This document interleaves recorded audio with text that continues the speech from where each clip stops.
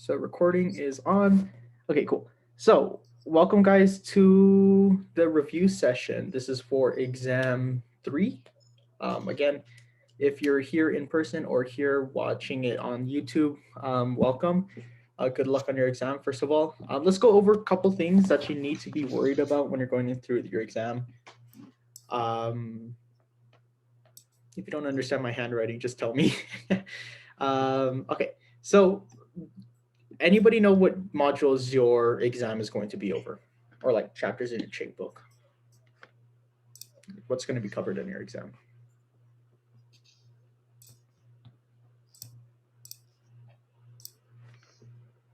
Okay, cool. Well, modules, I forgot what it was, but it's acid-base titration. Because you did not cover that last time in your last exam, titration. Okay, yeah. So because you have not covered acid-base titrations in your last lecture. Sorry. People are talking in office hours right now. It's kind of messing me up.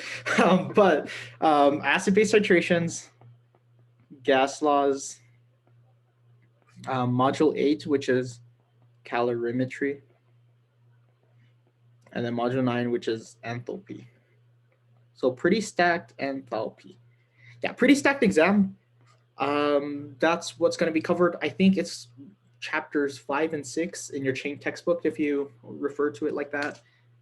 And so on. We don't have how many like of each section there is. We just know it's going to be these 4 topics. And then standard rules apply as to your last exams. Nothing too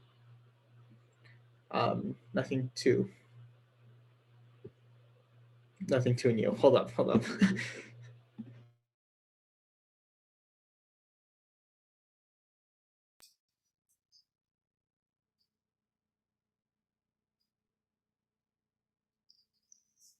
Yeah, so kind of like what Jonathan was saying. I'm Brooke, by the way. Hello. Yeah, these are going to be the 4 things that are going to be covered on your exam.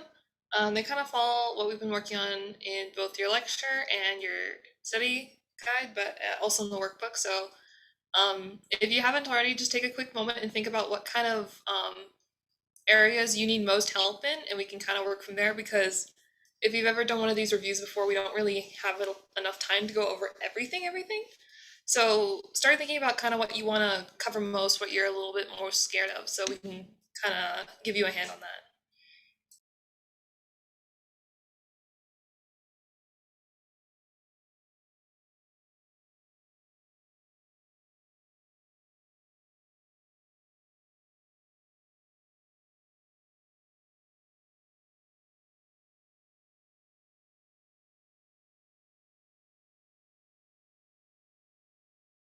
All right. So let me see actually. Acid-base titrations and acid-base titrations. All right. So acid-base titrations, super simple, super easy. It's what we've been covered, or what we covered for the first part of the semester, except the whole idea of like titrations and all that stuff. It's just a fancy way of saying this concept, right? It's a fancy way, and it's an excuse to introduce molarity to you. So what is molarity? Can anybody answer that?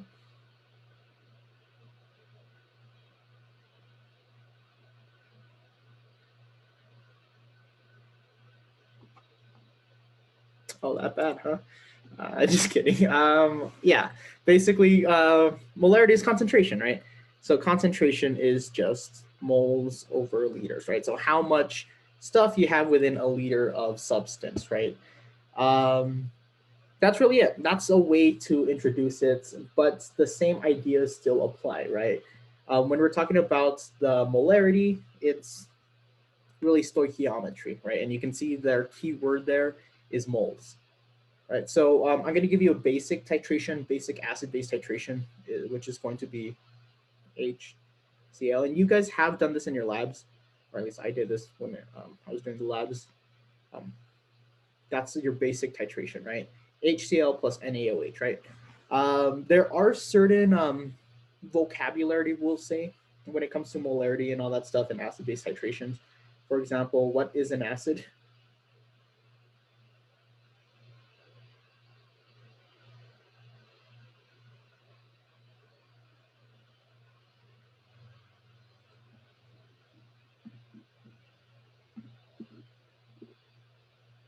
Yeah, basically a compound with an H in front.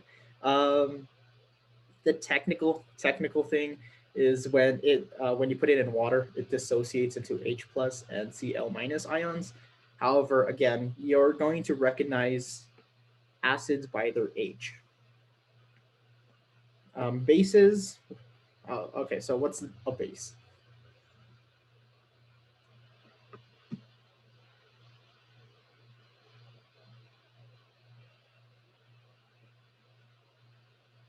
Yeah, OH, right?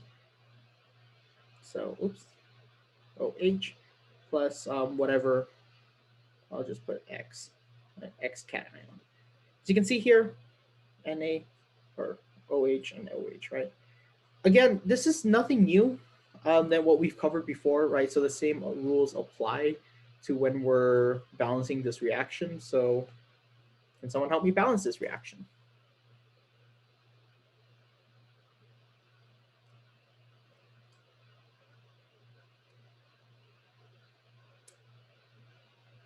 Also, I would say it's easier for all of us if you just use your microphone. Um, just runs things a little smoother. Okay, it's NaCl. And then H2O. Whoa. Whoever taught you that must be a very good peer leader. I'm just saying. At Jonathan Tito. All right, so the way I like to balance this and the way I like to do this is actually separate this last H2O into HOH because it makes balancing a lot easier, right? NaCl, because we can easily see how many OH there is, how many H's there are, and then we just balance it out accordingly.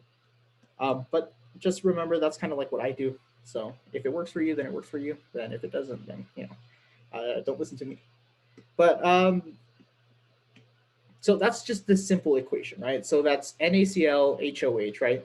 And now when we're talking about molarity and acid-base titrations, again, it's just an excuse to introduce this molarity concept to you, like this concentration concept.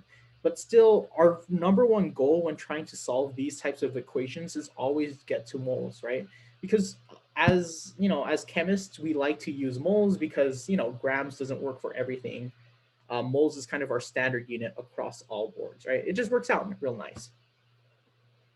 So what we're going to do here is try to get into moles, right? So I'll give you a practice example, kind of add some numbers so we can work through those, right? Goes into H2O.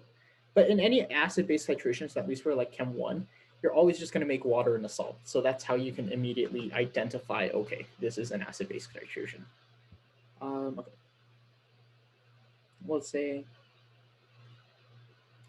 0.50.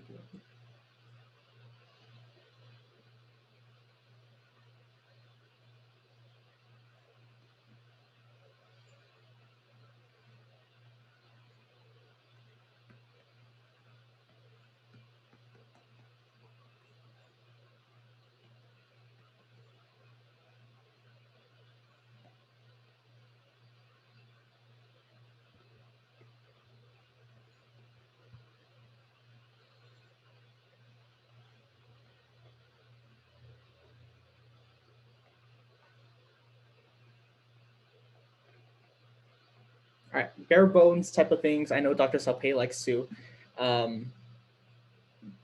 make this a little bit more complicated. So we'll try more examples kind of like that. But as of right now, just to give you guys a refresher, here's the bare bones details of my experiment, right? So I took 0.5 liters of 3.2 molar solution of HCl, and I was able to neutralize, I kind of crossed that out there, but I was able to neutralize 0.25 liters of NaOH. So what is my concentration of NaOH? These are the types of questions you should be kind of expecting at this point to do, or to see on your exam. So how would I work this out, right? Rebalance this before.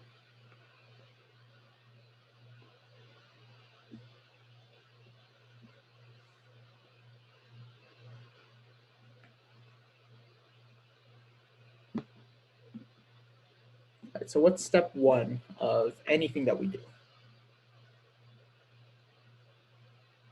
Write down what's given. Okay, write down what's given. We'll skip that. Again, I kind of gave this out for you, but I want to say something about that whole write down what's given, write down what you know. That's meant as a planning stage, right? So when you're writing down what you know, what you should be looking to identify is what's my goal? Like, what is my question actually asking? It's not just about writing down information that they give you. You're supposed to be thinking about what you write down, right? So in this case, you should be looking at key things like, what is my goal? What is a possible plan for me to get to my goal? And what do I have in order to make this plan, right? So I'll walk you through what I'm thinking of, right? So what is my concentration? This is my goal. So I should specify concentration of NaOH, right? So this is my goal. I'm looking for molarities of NaOH, right? But in order to talk about molarities, what ideas do we need? Well, we need moles and liters. Moles and liters, right? So I'm supposed to find moles of NaOH or either liters of NaOH. Well, we know we have liters here. So our goal is to try to find moles of NaOH, right? Now, how can I get moles of NaOH, right? Well, we know in order to get from moles of NaOH, we can use our equation, right? And that's kind of why I wrote this part down. So finding out your equation, your balanced reaction, all that stuff, that goes under that whole planning stage. So the way that we get moles of NaOH is, well, we can try to figure out moles of any other stuff or any other substance that we have, right? In this case, we can find moles by using HCl. How? Well, we have molarity and we have liters. So all we would need to find out is moles, right? Because again, we have molarity, we have liters. We can use the molarity pyramid to try to figure out what moles is, right? So in this case, this is my plan. Actually, I'm gonna clear out everything. This is good for you guys. I'm not hearing a no, so that's a yes. NaOH plus HCl.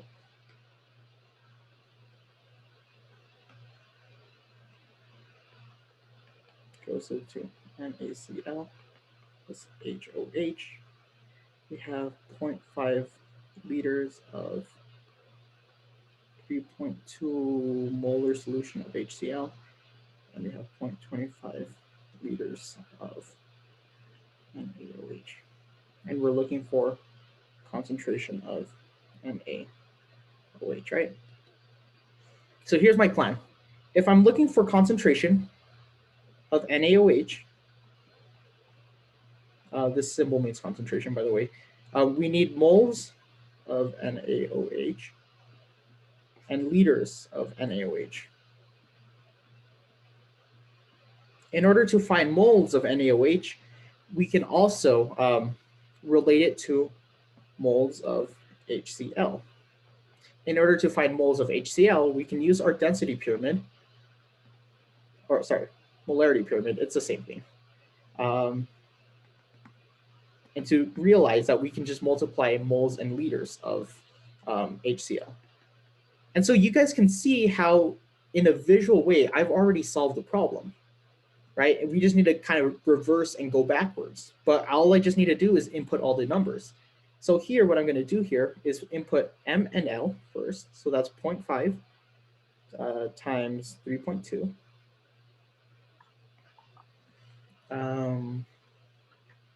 What is that, 1.6? Means I have 1.6 moles of HCl, which means we know this is a 1-to-1 ratio, which means that's a 1.6 moles of NaOH2. We have 0.25 moles of NaOH, which then we can kind of do that whole calculation in order to find molarity, right? That's 6.4 moles. Right, but you can see the actual solving of the whole thing is not, it's not long, right? The hard part is actually creating this plan. Does that make sense to everybody? I know it's not a traditional way for me to do it. or how like we've shown you guys, but this is kind of the create a plan and then go backwards from that.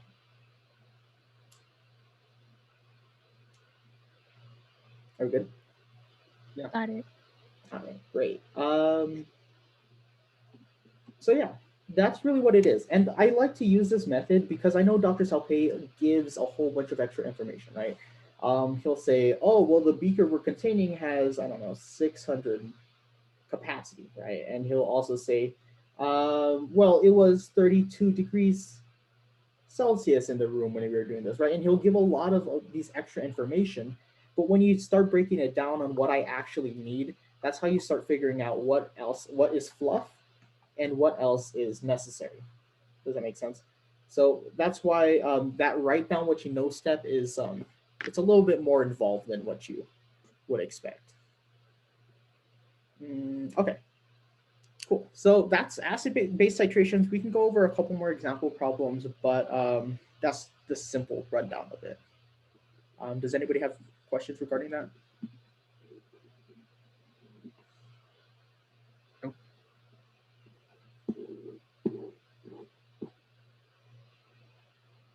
Okay. Again, I would like to say this is the time for you guys to ask questions, not necessarily like a 2-hour workshop type of deal. So think of your questions and then put them up on your chat, and then we'll start working from there. And ideally, you would be doing these problems as I'm doing it. I go a little bit faster, and yes, it makes sense when I do it, but eventually I'm not going to be able to be there when you take your test. So ideally, work these problems out with me. I'm going through them just for the sake of time and effort. But yeah.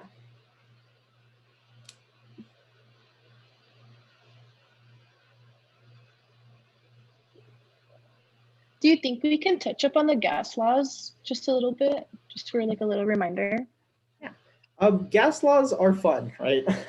Gas laws are fun because there's only one equation that you need. PV equals nRT. That's the only equation that you need. You don't need to remember Charles' law. Well,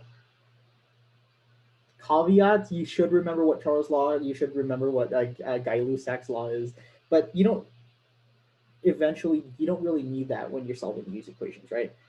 Because a lot of the problems, I'll just pull some from the workbook, right? If I say I have 5 atmospheres of pressure and I've got 2 liters and I don't know, 1 mole of gas, the R constant we know, what's T, right?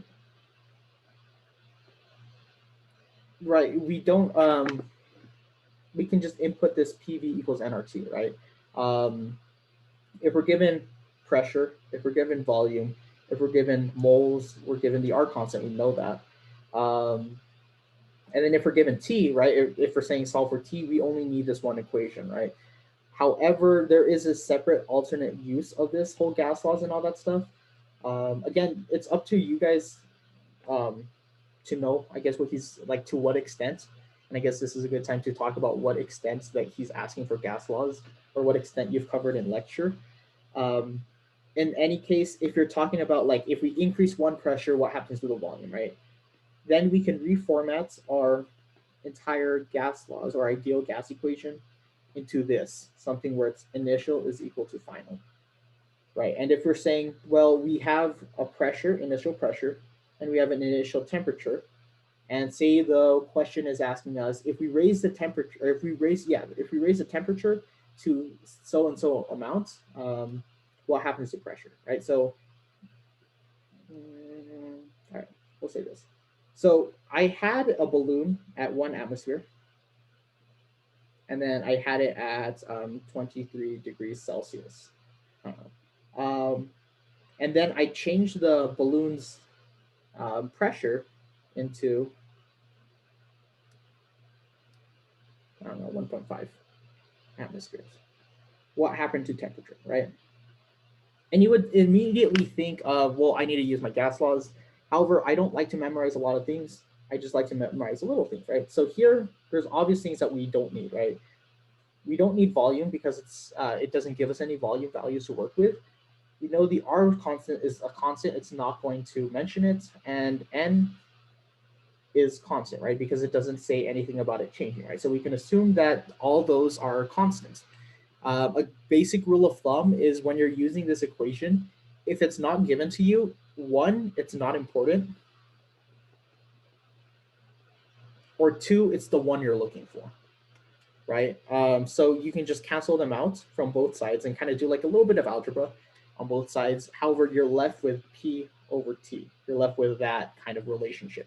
And so then you can just continue converting this into Kelvin, and then like so on, right? But my number one thing is just remember PV equals nRT. Does that answer your question?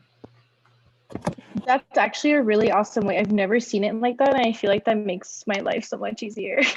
Yeah, me too. I feel like it would be easier for me to memorize that than having to memorize like all the gas law formulas. Stop, guys, you're making me blush. One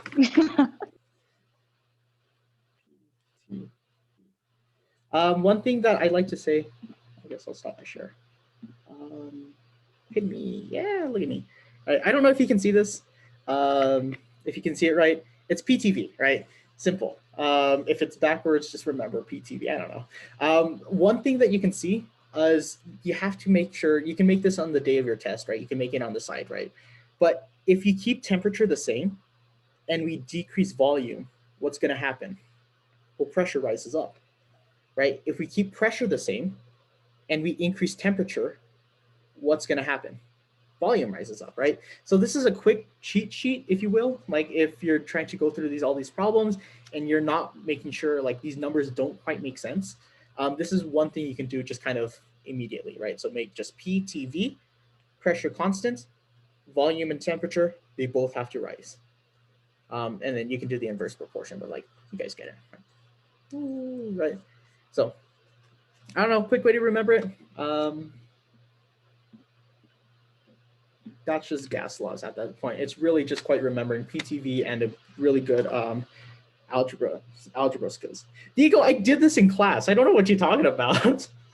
You guys were the first one I did it. Yikes. All right. Any questions on gas laws? We can do a couple examples. I'll pull some out from last year's workbook, but I think it's better if we just go through the general idea and then start working our way with specifics. Can I go over the like heat capacity? Heat capacity, right? Okay. All right, Kim, Diego, calm down. Don't start a fight. All right, so heat capacity. There are three equations that you need to remember when we're talking about heat capacity. What are those? Let's see, there's C equals MS, N times S. Wait, say that again. C equals N times S, right? Not quite. I think your lab workbook might have it a different way. Q equals MS times the change in temperature. Yeah, these ones are the MS delta T. yeah, these are the ones I'm a little bit more familiar with. I'm thinking of something else right now. Yeah, in any case, it's going to be this one, right? So Q equals the QM cat, or sorry, MSAT. You have your Q MSAT, your Q cat, and then your Q equals negative Q, right? A lot of this, again, I don't know if you guys know me, but I like to talk about like the theoretical side of this, like what these actually mean. Does anybody know what this last equation kind of symbolizes? What does this last equation tell us? Equal and opposite. Equal and They're opposite, and right? opposite. All right, I like that, right? So this is the law of conservation of energy, which kind of just means that if something is heating up, then it has to come from somewhere, right? You just can't magically make heat. So in this case, we're going to be looking at like system surroundings type of deal. So system is equal to surroundings. So the heat that system gains is equal to the heat that the surroundings lost, right? same thing as that, right? So if I put a lot of the questions in your workbook was like, if I put hot metal into water, that does not look like water. But I don't know, if I put hot metal into green Gatorade, I guess, what happens to the Gatorade, right? Well, we know that the metal will cool down and the Gatorade would heat up, right? So in this case, system surrounding, just kind of remember that if we're looking at two different things changing temperature, this is what you need to be looking at, right? The actual thing is really just kind of quite algebra, right? So there are different ways to piece this together. I know your initial reaction is to just do ms delta t is equal to negative ms delta t, right? But sometimes you don't need to do this, right? Say like the banana question. I always refer to that one because that's a fun question. I don't know if you remember this, but the banana question in your workbook, you don't need to use this equation, right? But you do need to use this derivative of that equation. I'll get to that question in a bit, I guess, when we go through the examples. But in any case, just kind of remember, just like in algebra, you can, because these two are like equivalent, that's why we substitute them, right? Because we know, because Q is equal to C delta T, then we can add C delta T here is equal to, I don't know, negative Q. And then we can then further substitute it into negative Q is equal to ms delta T. Does that make sense to everybody? Apart from this, this is just algebra at this point. We can go through an example, right? But let's look at this, right? So what does delta T really mean? Change in temperature. Yeah, basically, right?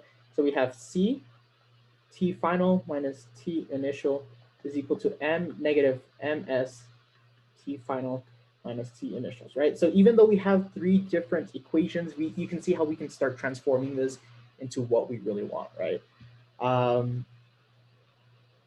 And then here, if it's just saying, oh, we'll solve for S, then just negative M T final minus T initial over negative M T final minus T initial, parentheses, right? Again, I don't know if you kind of like to see how I do it, but I like to solve my things before I even input numbers. So here, all I'm putting and all I'm worrying about is putting my numbers in the right place. I know one of the common complaints about algebra is that like math was easy before they added the alphabet to it. In this case, use the alphabet to your advantage, right? So solve this before you input numbers, makes your life a whole bunch easier. Does this make sense to everybody? Yes. Yeah. Okay, cool. All right, so do you guys want to do an example of this, or do you think this is good enough for this brief Yeah, overview? do An example. example, please. Yes. As you guys wish. All right, I'm gonna pull out an example from last year's workbook. And just try to find a good example to have.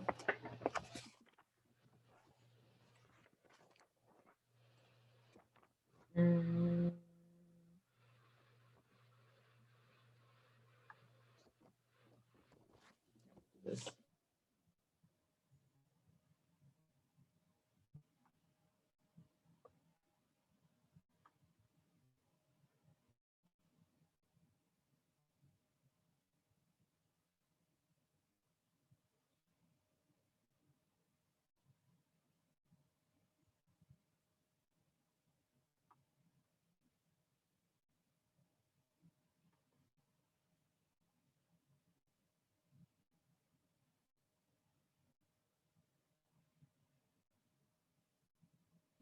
I don't know how to put like the whole degree sign, but there it is.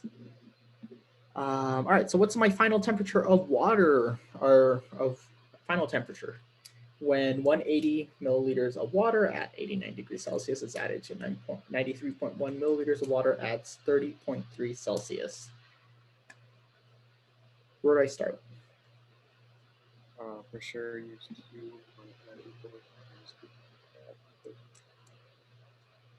You're gonna have to say that again. I didn't quite catch all that. Use the Q equal to minus Q. Okay, Q equals to minus Q. All right. And then you but then start plugging it in, pretty much putting 180 grams. Oh, well, I know what you're Don't we thinking. need to go from milliliters to liters? Do we need to go Or to no? milliliters to liters? That's a good question. I want to say yes. Why? Because doesn't Wouldn't we 1 use liter the equal 1 gram? Wait, say that again. I think Noel. Is who said that? I think it's because don't we go by 1 liter equals 1 gram? 1 liter is equal to 1 gram. Not quite. 1 milliliter is equal to 1 gram. Yeah. Oh, at least got it. So, you don't need to go into like liters and grams and all that stuff. Just remember 1 milliliter is equal to 1 gram. I could tell you about the history. Email me if you want to learn more about the history of it. That's not review type of conversation though. But in any case, I know, Omar, you said start plugging everything in, but remember how solve the equation before you actually need to, right? So there's no way that we can plug in mass, or we can plug in, I don't know, grams here, right? Grams or temperature. So what do I need to do to this equation in order to reconfigure? Should we use the Q equals MSAT? MSAT, okay. So we can ms delta t is equal to ms delta t, right? Okay. What else do we need to do to this? We'll start understanding what's given. So, for example, like water, you have to. Well, something you have to memorize is water's specific heat is 4.184.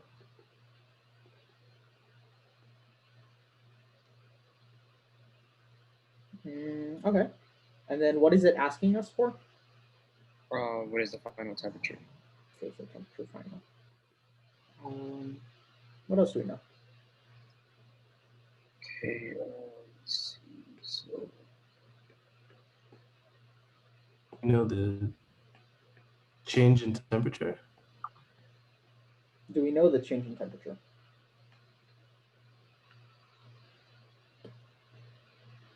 no, that's No. yeah. We already have the initials. Okay. The initial So initial is one is at 89 degrees.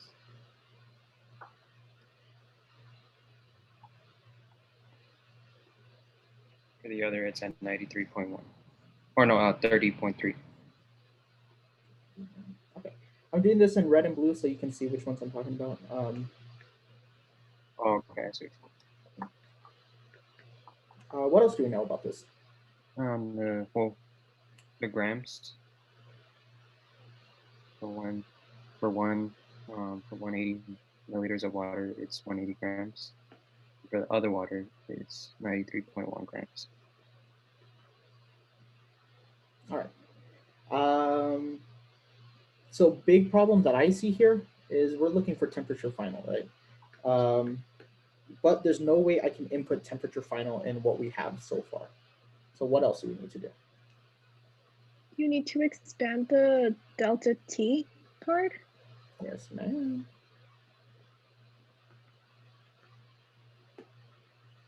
Now we can just plug and chug, right? And the big problem here is, I know I say try to solve this problem before, but when it comes to solving for temperature final, I would say just try to mix and go as you will, because if you try to solve for temperature final, that's a very hard math problem. So we'll just start inputting numbers as we go on, right?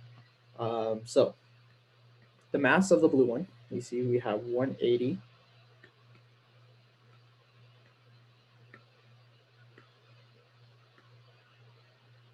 All right, I guess we cleared this. So we have 180 times ms delta t, which is 180 times 4.184 times temperature final we're looking for minus 89 is equal to negative. Let's do this in red actually.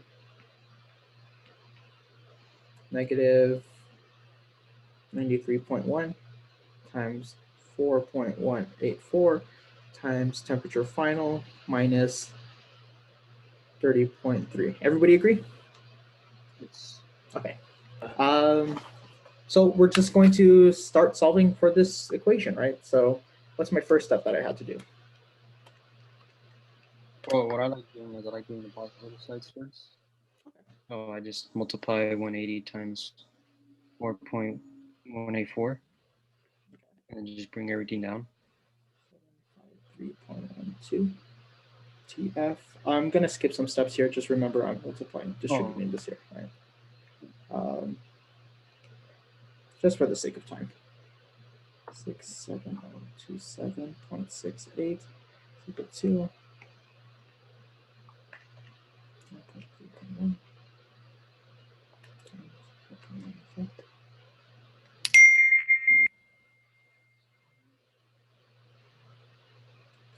9.5 TF.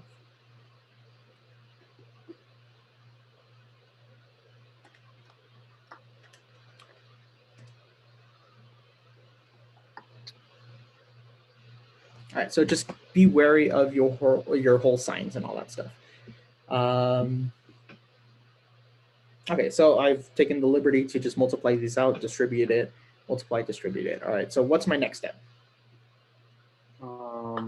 Well, try to get the TFs in one side. Okay. What I like to do, what I would have done is add 67,000.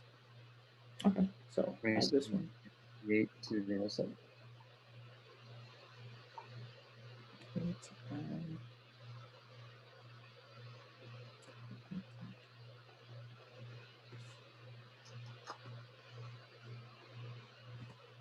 I'm doing 389.5 plus 752.12, which is 1141.62. TF is equal to 77 plus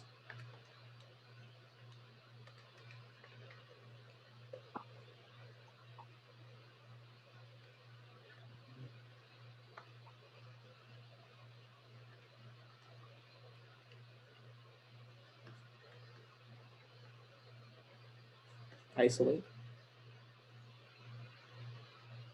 TF is equal to 69.1. Now, degrees Celsius. That's your final answer.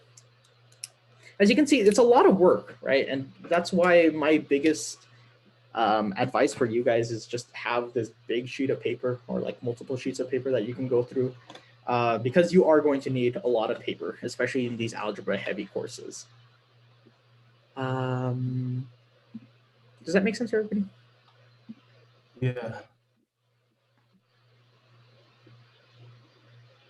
Let me see. Brooke, Question. oh, go ahead. My bad, Jonathan. I was gonna ask, so basically the way to determine which equation we use is just gonna be based off of the information that's given to us, right? Exactly. That's why that whole write down what you know step is very important because we knew that, I guess we didn't have any heat capacity, right? We had specific heat capacity.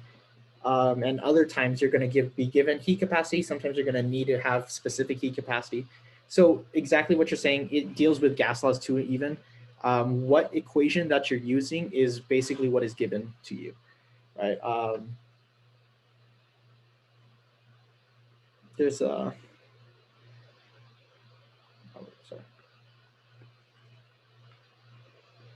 WYK. The two steps that I say that I go by is WYK and WTF. What you know and write the formula. Okay. Yeah, write the formula. So that's why these two steps are the kind of first go under that planning stage, right? Because if you know what formulas you have and you can relate it to what you know. Exactly. So just remember, in the middle of the exam, just think WTF, write the formula. Write the formula, guys. That really helps. Yeah, so I think Brooke wants to talk. I'll give the floor to her. I feel I've been talking a little too long. Sorry about that, but No, I love it when you talk, Jonathan.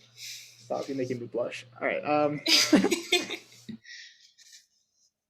right, so yeah, as Jonathan said, like pretty much he said most of what I would have told you is just like most of the problems that you're going to find on your exam is a lot of that, what you have, what you need to find. And especially for the ones that have like the most algebra, kind of like think about your plan and how you're going to get there. So we were just talking about heat capacity and all that. Is there any other thing you guys want help on? Is it possible that we can review one of the problems for one of the past exams? Yeah, so Dr. Saupe had he shared with y'all a past exam, right? Yeah. Yeah. And there's some problems that I don't really know. I don't really understand it. So is it possible that we can review one? Yeah, totally. Which one do you want to review? I'll send it through the chat if you want. Oh, I have it here. That's why I have spring 14, fall 16 pink, and fall 2012 orange. Okay, it's the first one for the I think it's fall 2016. I don't have that one. I only have spring 14, so Jonathan, if you want to put it up or if you want to send it to me. Gotcha, Chief. Hold on, don't mind all my tabs. Is it this one? Yeah, that's the one. Okay. Ooh. Are you talking about number one or the free response question? No, the one that you showed before, that's the one. Bet. All right. Brooke, I'll let you have it. Good luck. Thanks, Jonathan. All right.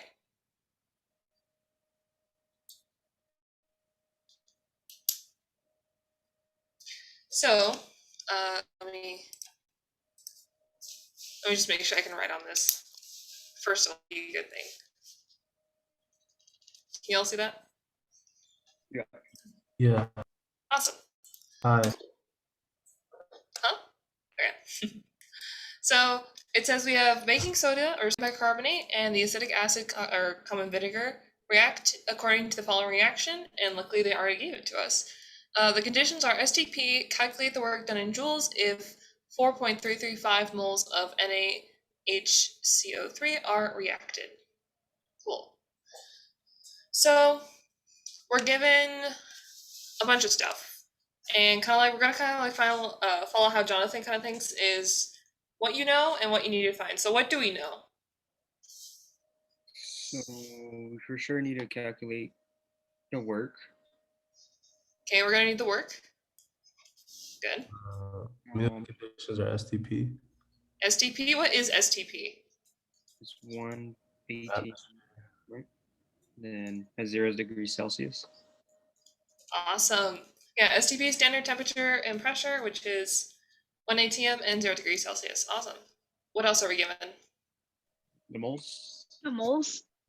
Beautiful. The moles of NaHCO3.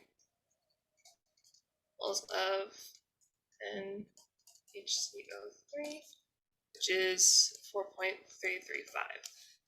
Awesome. And what else are we given? The formula, like that shows the ratios. Perfect. So just like she said, it shows the ratio. So can we do a quick double check? Is this already balanced for us?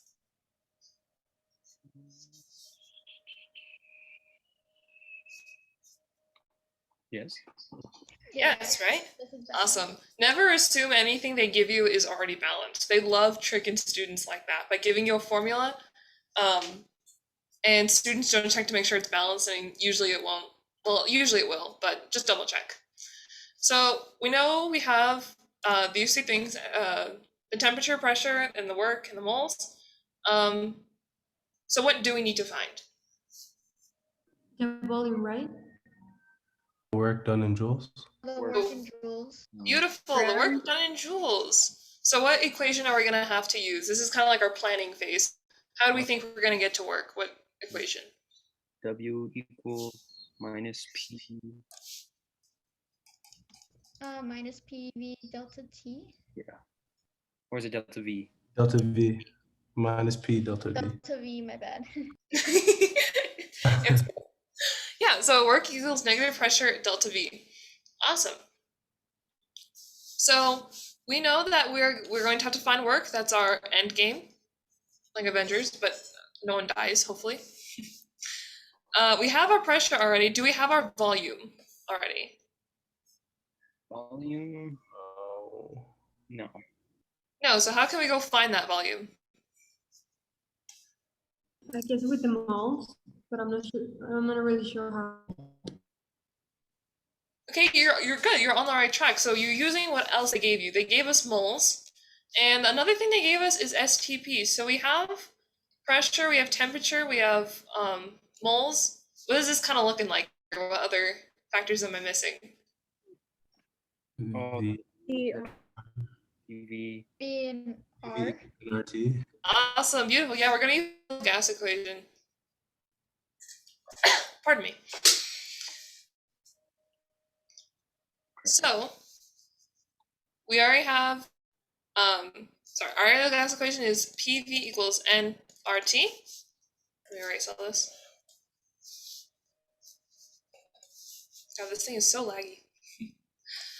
And we can kind of just plug it in, right? It's one of these plug-in chugs. The only thing you have to make sure is that you have the correct units. So pressure needs to be an ATM, which we have. We have one. We don't know our volume, so we're gonna find that. I'm just gonna put L right here, not for taking an L for a loss, but we're gonna figure it out. We have our moles, which is already in moles, thank God, 4.335. And our R constant, what is our R constant? 0.8. 0.821. Beautiful, yeah, that's another number you're gonna have to memorize.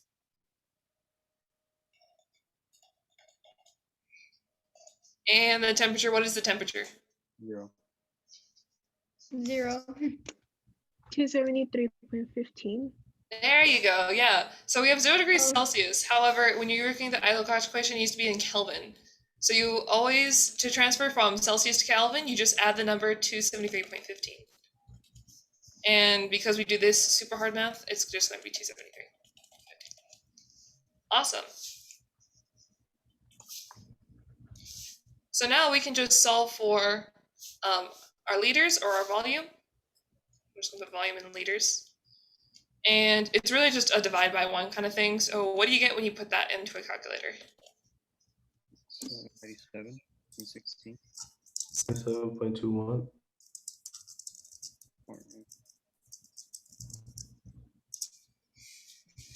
Sorry, what did you say? 97. I got 97.2 pretty much. Is that what everyone else got? Yeah. Yeah, I got the same thing. Dope. 97.2. It's liters. Great, so now we have our volume. And we can now, okay, I thought the whole thing broke. We can now plug this into our work equation. So, what numbers do we get when we plug it in? Okay, so it would be -1. Mhm. And then the initial temperature. Or the final. Okay, BF minus BI. Which is 97.2. And what does that equal?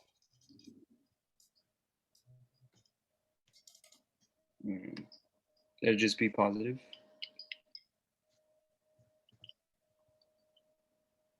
Positive, yeah, because you would distribute the... Yeah. So keep in mind that this is what we're trying to look for. Ugh, that's a weird ass U or W. So this is what we're trying to look for, work. Do we know what work is?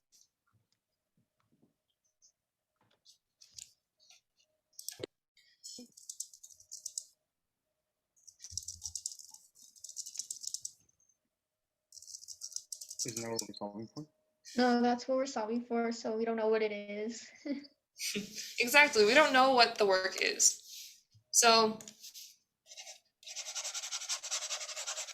this friggin' tablet.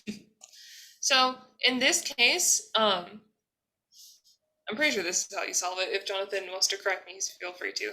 So in this case, because it really doesn't say that we're changing anything, like it says that we're not changing volume or temperature or anything, there's really no change happening. It's just telling us what the work is. This would probably be your change in volume, positive 97.2.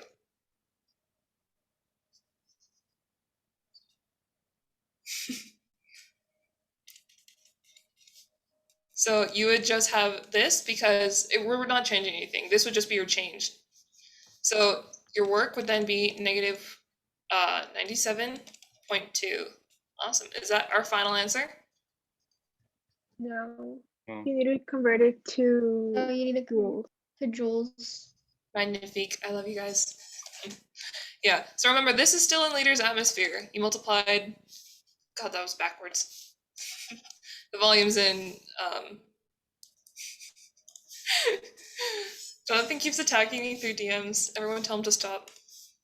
I can't even DM you. I don't know what you're talking about. Sorry. So these are your atmospheres, these are your liters. And to convert to joules, all we're going to do is, are we going to multiply or divide by that magic number? Multiply? Multiply. 101.325. And what's our final answer? 9,848.8. Everyone else get the same thing or something different? 9,848. 9,848? Mm-hmm. Okay.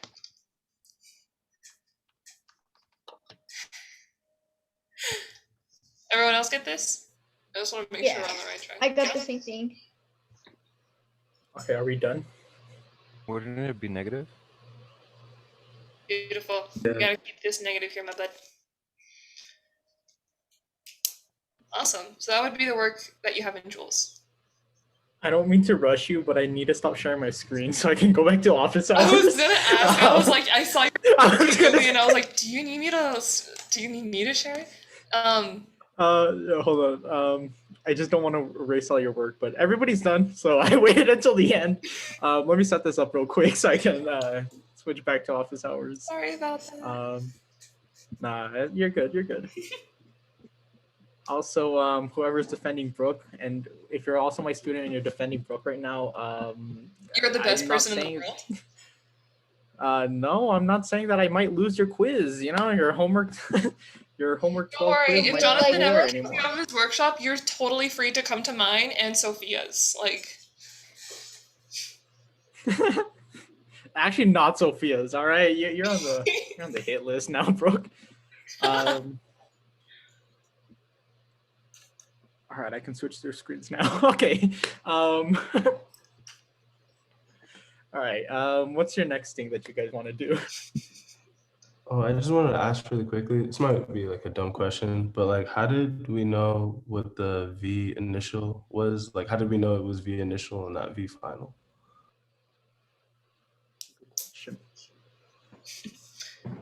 do you want to answer, Jonathan, or me? I don't care. Yeah, you go ahead. You go ahead. So, in this case, we really didn't kind of have a V initial and a V final, just because in this reaction, it doesn't tell us that we're really changing anything. It didn't say we increased temperature, we decreased pressure. Usually when you have something like that, that's usually a delta T, but because they just told us this reaction occurred, pardon, this reaction occurred, it's just kind of saying what's the work that happened. For this reaction to occur, a certain amount of work is going to happen. You're not changing anything. So we already found the volume from the ideal gas law, and we took that as our whole change in temperature. So rather than finding VF and then subtracting VI, I think it was 79.2 or something, that was the entire VF that we have. Okay, so it doesn't matter then, really? Can I jump in here real quick? Yeah, Jonathan. Okay, so when we're talking about the work equals negative pad, what are we talking about? What state of matter are we talking about?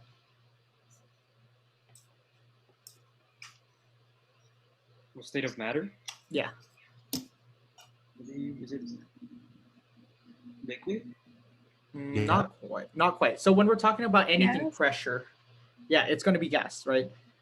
Specifically, when we're talking about pressure, remember, there's no such thing as pressurized liquid. There is such thing as pressurized gas, though. But in this case, when we're using this negative PAV equation, that's only talking about gases, right? But let's take a look at our initial thing, right? Initial equation. We don't have any gas here, but we produce gas here, okay.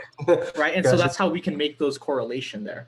And so realistically, when she was talking about that 4.335 moles, she wasn't talking about moles of this.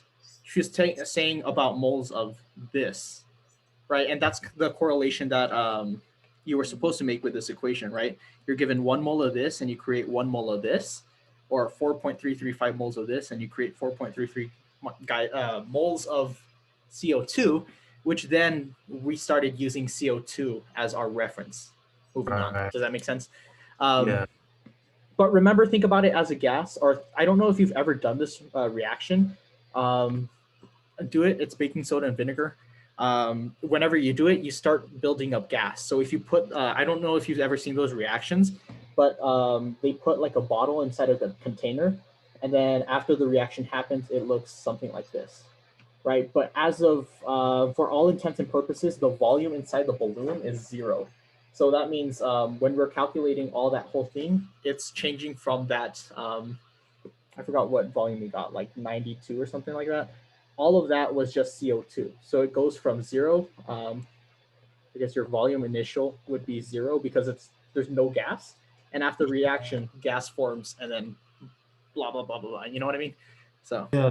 So then technically it would have been the V final then, right? Yeah. Yeah. Okay, that makes a lot of sense. Thank you.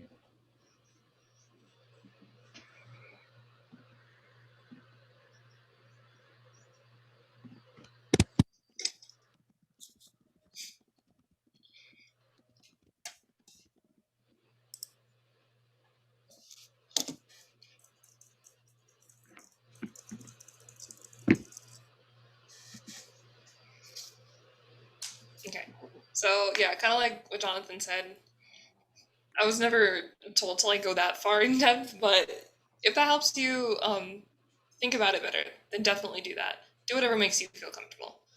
Jonathan's really just out here trying to go above and beyond and show me up. Sorry, my dog's scratching me right now. Okay. Awesome. Is there so we did what's it called, a gas law one. Is there any other things you want to work on right now? Can we go over enthalpy and calorimetry? Sure, yeah, definitely. Is there a specific question you had or just in general? No, just in general. Okay, cool. Jonathan has a screen, so if you could pull me up is that an enthalpy one? Yes. Yeah, number 2 looks like enthalpy. Awesome. So let me get my okay, cool. So it says calculate the standard enthalpy change for the reaction, and it looks like ethylene plus oxygen yields CO2 and H2O. So real quick, what kind of enthalpy is this? Is this direct or indirect? Indirect. Indirect. Beautiful. Pardon. So when we know we have indirect, we're going to be manipulating the equations that they give us. In this case, it's going to be this equation and this equation. So I don't know if Jonathan does this or anything, I like naming my equations. How could we tell if it's direct? So if it was direct, they would give you the enthalpy change information for a certain number of products or reactants, and they would tell you to find something. So for example, if this was, they would probably give enthalpy change for like the formation of this, and we would, and this, and this, and they told us to find the reaction. However, in this case, because we have other reactions that they give us, we know that we're going to have to manipulate those. Does that make sense? Are you writing something or? Me? I can't see anything. Yeah, I can't see. It doesn't show me. Jonathan, are you messing with me? I've been writing. Okay, Oh. sorry. Apparently it doesn't write whenever you switch screens. Oh no. Are you still in office hours? Do you need me to? No, we good. I told them, you know what, cover me. Okay, I don't want to mess you up. Cool. So we have two equations, and we're gonna change them up so that they match this final equation. So I'm gonna call this first one, it's gonna be in pink, equation A, and I'm gonna call this second one equation B. So let's go through each and figure out what looks like the final equation. So what variables in the first equation look like the final one? So CaH18 CaH18, and 16 CO2. 16 CO2 as well, yeah. 18. The 18H2O. Yeah. So almost all of them have, pardon me. Almost all of them have the exact same things, right? The only thing that's different is this is a CO and this is a CO2. So it looks like as we go through them, these are really kind of matching up already. This has a 2CH18 and it's on the reactants. This one has a 17O2, this one has 25. But if we take a look, we have another chance to work with O2 in the second equation, so we can kind of not forget about them, but put them to the side for a minute. And then, obviously, so do we really have to do anything to this equation right now? No. No, Beautiful. not really. I'm just going to rewrite it down here so it looks a bit... Well, I forgot the handwriting on this one is absolute garbage, so enjoy my garbage handwriting for a minute. It's a C. Perfect. Now let's take a look at the second equation. So the only thing that's different between this equation and the final equation, well, the one that I'm noticing, is CO. These are the only two that are the same.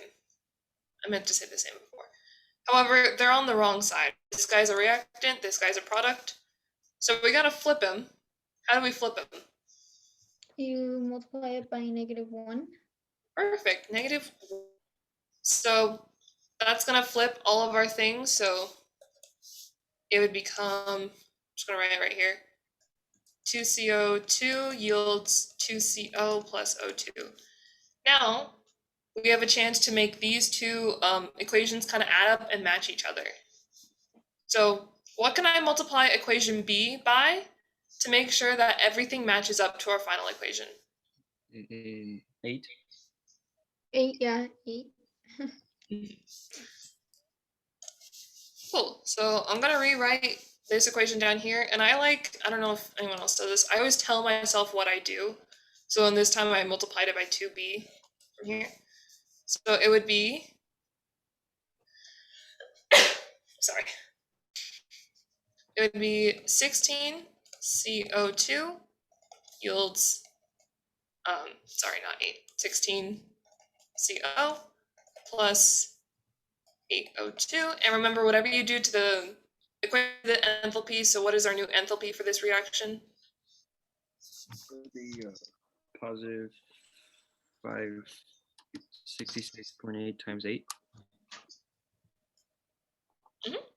566 times 8. So what is the final enthalpy for this reaction, this purple one? 534.4.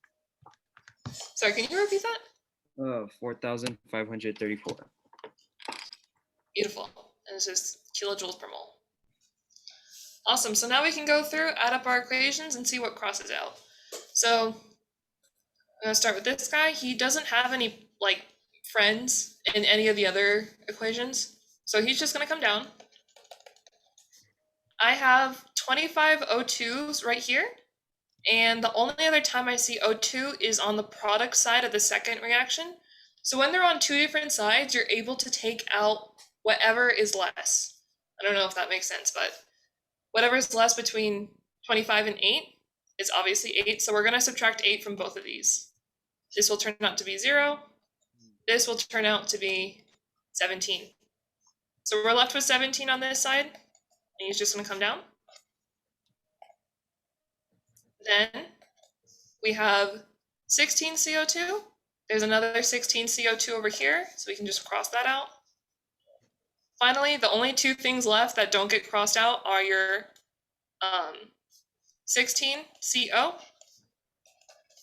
and your 18 H2O. So does this equation that we just added up look like our final equation, the one that we were given? Yes. Yeah. Yeah, awesome. So now all we have to do is add up the enthalpies. So we didn't do anything to the first one, so you can just plug him into the calculator. And our final enthalpy for the second, remember, was this guy, 4,000. So you plug this into a calculator, and what do you get? You get 6,485, but it's negative.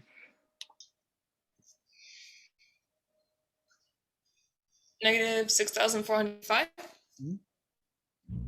Or around there. I probably just put the wrong number. Hold on, give me a sec.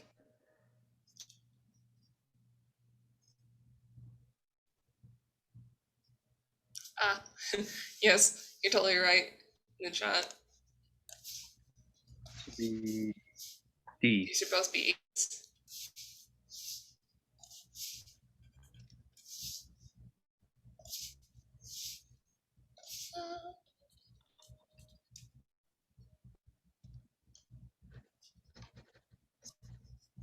Should be D. I don't know, is it? Can someone else tell me?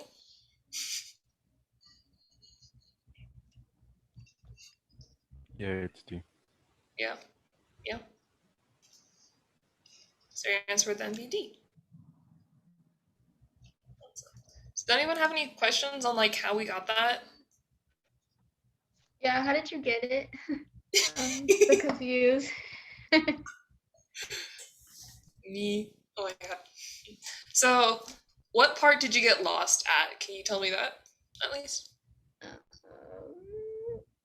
I got lost when you started like eliminating like the elements, I guess, that were the same. Okay. So do you understand how we got to this equation right here? This second one in purple? Yeah, you multiply it by 8, right? Yeah, 8 and then -1. Sorry. You don't multiply by 8, you multiply by 2. So if you look down here, I kind of wrote, this is equation B, and I wrote -2b because that just means I multiplied it by -2. So then all I did was flip the products and the reactants. So like whatever was my product became my reactant. So in this case, CO2 became the reactant, and flip the reactants to the products, and you multiply it by, wait, is it 8? Do I keep writing stuff? Oh my god, Jonathan, why don't you stop me from writing stuff wrong? I thought it was good. I'm not gonna lie. Yeah, okay, you did multiply it by 8. God, maybe that's my sign to take a nap. So yeah, this is how we got our new equation. And remember, whatever you do the first, you do the second. Sorry, whatever you do to the equation, you do the enthalpy. So now, essentially what you can do is you're going to add up these equations together. Imagine the enthalpies in there. And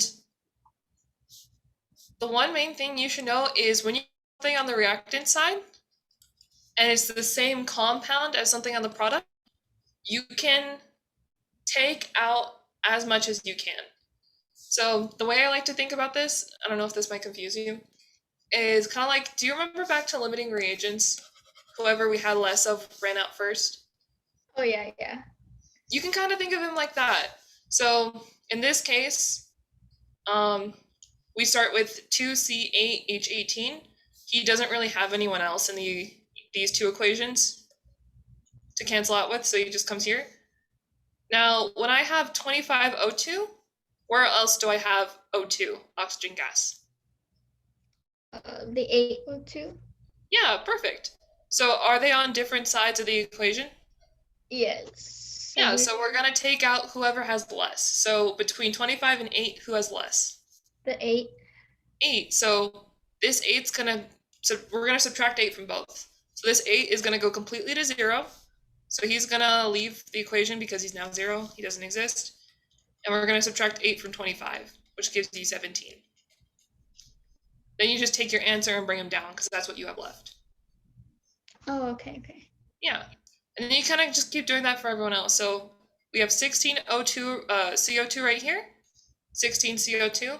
You can do the same kind of mental thing because they're both the same if you subtract 16 from both, because 16 is equal to 16. They're both equal 0.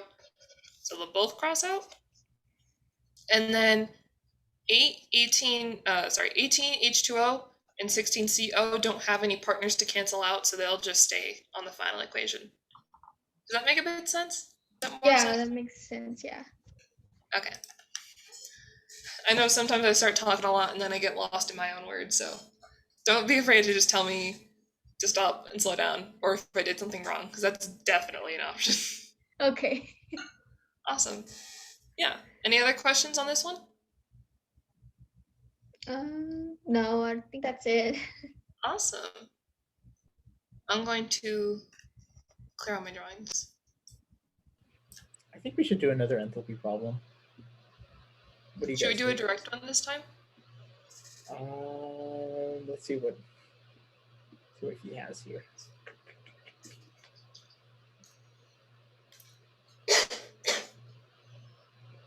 Yeah, Is can that we go for direct? Yeah, because I haven't practices on direct. Okay. Well, this is an enthalpy problem. Let's see if you guys can solve this out right now. What's your answer? Number 7.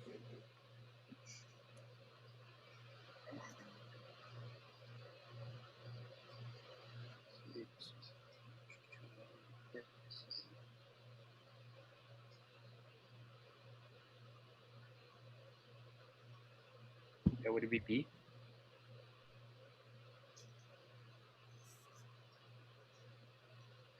All right. I see B. I see D. Explain yourself. Go. Oh yeah, for sure. Okay, yeah.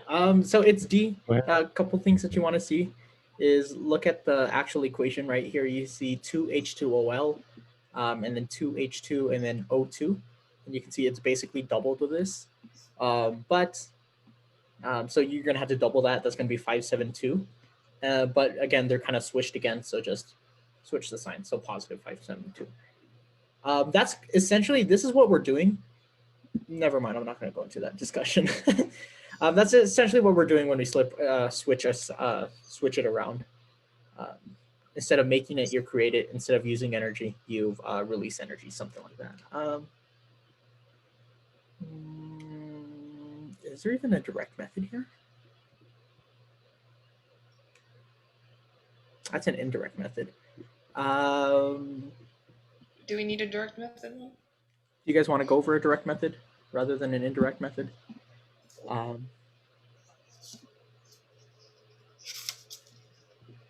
know what? Let's do this one because I've been wanting to show you guys what I do here. A quick way to do this is I'm just going to speed run this, right? So find the delta HF of C3H8. And so there were a couple things that we need to do here, right? So C3H8, in order to create, it's asking us for the heat of formation. So that means we're creating C3H8, which means we have to have C graph plus 3 C graph plus 4 H2 gas, and then create C3H8, right? Never mind. We're doing this one, right? So we have C3H8.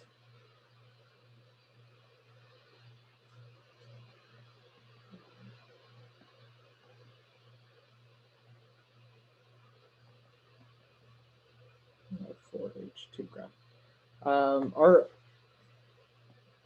Man, I keep double crossing myself right now. For H2. This is how our thing is is supposed to look like at the end. This is our final equation, if you will. kind of I'm guessing that's where the trick problem is, right? In any case, what you want to do is take a look at your final product, right? And typically this will be given to you, may or may not in this case. But look at what only appears once throughout all of the equations, right? So which molecule only appears once throughout basically everything, right? I'm going to say this one only appears once. You see this out of these three equations, C3H8 only appears once. So that's a good starting point to start off with. Right. Trust me, if you start off from here, then everything's just going to fit together. Basically, what we're going to do here is I split this up instead of using like equations and all that stuff. I've just split this up into products and reactants. It's a lot simpler that way, I found. So I'm just going to speed run through this, right? So C3H8 is on the product side. We're looking for the formation of C3H8, which means we need to switch that by -1, right? So first one, we multiply by -1. Here's what we have. We have 3CO2, 4H2O, C3H8, 5O2. Obviously, we're going to have to cancel some things out. We're going to have to cancel this, this, and this out, right? Just going to take a whim here. Let's cancel H2O out. I'm saying this because let's look again at our equations. Between these two, what only appears once? Well, we can either go with CO2 or H2O. In this case, I want to go with H2O. In order to cancel out 4 H2Os, again, we have 4 H2O on this. Y'all fake, by the way. All of y'all fake for not telling me this. The reactants, products. Okay, sorry. That's what was wrong. Okay, so we got 4 H2O in the product reactants, and we need it to cancel out. So that means we're going to have a 4 H2O on this side. The only way we can do this is by multiplying this last equation by 4. And we know this works out because there's no other way that we can get H2O within our whole thing. So that's how we know we multiply again this top one by -1, this bottom one by +4, right? And we have 4H2 and then 2O2. And then last one, we can only manipulate this last one, which basically we see from this top equation. That should be 3C graph. We see from this top equation and also from this side equations right here, we need to cancel out this O2, right? So we have 2O2, and so that helps to canceling it out. So we still have 3O2 left in order to cancel out. The only way we can get from there is finally using that last 3O2. So in this case, we have 3C graphite, 3O2, 3CO2. Now let's see what we can cancel out. Well, we got 3O2 here, 3O2 here. So we cancel out the O2s. We've got 4H2O here, 4H2O here. And then we also have 3CO2 here, 3CO2 here, leaving us with something that looks like this top equation as 3C graph plus 4H2 goes into C3H4 or C3H8. And you can see it kind of works out the same way. Again, I didn't do it the same way, like using all of the equations, because I feel like that gets messy real fast. And also don't forget to do this. But that's just a quick way to do this. So remember, start off with what you only have once in all three or four, two equations, what you only have once, and then try to fit it by trying to cancel it out moving on. Sorry if that, hope that makes sense. But you guys kind of see what I did here?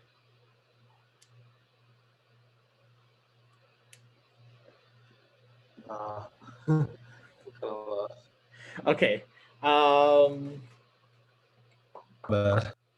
Let's run this again. Okay. So delta H of formation of C3H8s, it's kind of this equation that we're going to be wanting to look at is similar to this equation. Hold on, let me try to find it. This equation, right? Where in order to create 1 mole of H2O, we need 1 mole of H2 and half a mole of O2. Do you guys understand how they got this equation first? Yeah. Okay, great. Yes. So what we're going to do here is, I lost it here. We're going to do the same thing here, but for C3H8. So in this case, it's going to be 3C plus H2, 4H2 goes into C3H8. So this is the equation we're shooting for, right? And again, this is a quick aside. We have to put C graphite because that's a standard state of carbon and all that stuff. And so on, right? So this is how I got that initial equation, the equation that we want to match it on. Does everybody understand up until there? Yeah, that makes sense. Sorry if I ran it a little too fast. Okay, so there are two ways that you can start off with. You can do like what Brooke said, but you can do it kind of like how I did it, right? So what I did is I separated it into reactants and then products, right? Instead of having like a whole bunch of equations with like this, because it gets messy real fast. So I just kept it as reactants on one side, products on the other. Now take a look at our equation that you will either be given or you're going to have to figure out. In this case, what only appears once within these three equations? Like what molecule only appears once out of all three? C3H8. C3H8. There's another one here. Can you spot it? I guess there's two other ones, but we'll do another method, right? So instead of starting at C3H8, we can start off with C graphite, right? Because C graphite only appears once in all three equations. So let's start off there. In order to find C graphite, we need to be on the same side with the same number of moles, right? So on this side, it's on the same side, but it needs to be multiplied by 3. So okay. C Gotcha. graphite. Okay, okay. And then what is this? 3O2, 3CO2. Oh, that's where you got that from. Okay. Yeah. And then what appears in the bottom that should not, or that doesn't appear on the top?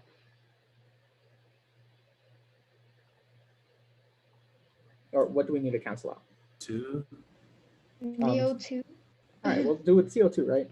So where does CO2 appear in our next equations?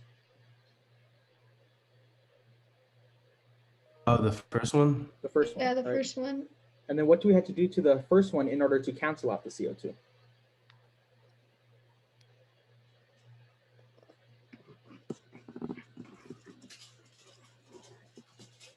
I'll flip it. Flip it, right? So just -1. So in this case, we have 3CO2, and then we also have 4H2O, and we also have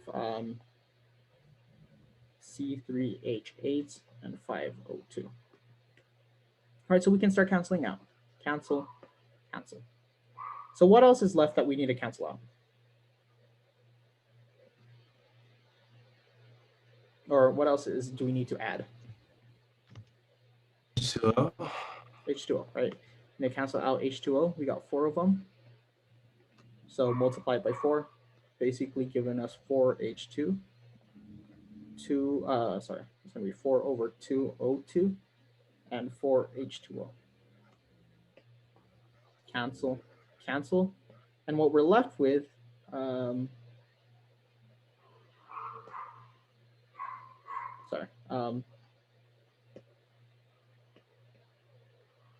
what we're left with is 3C graph plus 4H2 plus combined it's 5O2 goes into C3H8 plus 5O2. And similarly, because both O2s are on the same side, we can cancel them out, leaving it out to looking like this. Gotcha. Okay. Right, and then we would do the same thing where we multiply this by -1, this by 3, this by 4, and then add them all up. Okay. I got you now. And I feel bad because I might have confused you guys. But that actually is a lot easier once you understand it. yeah, so once you understand it, then it's easier. I would say the first thing is start off with what you only have one of, and then work your way backwards there, rather than just trying to throw everything and see what sticks. You know what I mean? Yeah, it's much cleaner. Yeah, so like for this one, you can start off with what you only have one of, which is CO2, and then it only appears in here. So, or sorry, CO. So that's how you know, oh, well, we flip this and multiply it by 8, and then here it should just cancel everything out. Right. That's a good starting point because a lot of students don't know where to start. And I think that's the biggest problem here. And, you know, this is where I start. Hopefully it made sense to you guys. Yeah, no, that made a lot of sense. Thank you. Okay. So,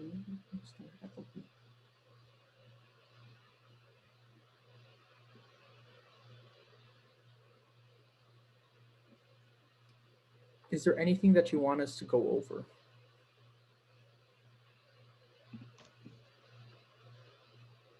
Can you go over calorimetry? Calorimetry, okay. Let's see if there's a calorimetry problem here.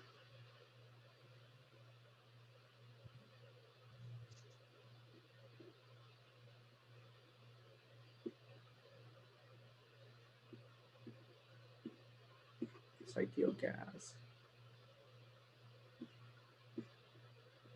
All right, guess not. Diego, do you have a calorimetry problem on hand? Let me see, actually. Or do you want me just to pull one from the workbook? I think one from the professor would be better. Which one? Which exam stuff is that one? This one's fall 2016. Pink. Okay. Let me check the fall 2012.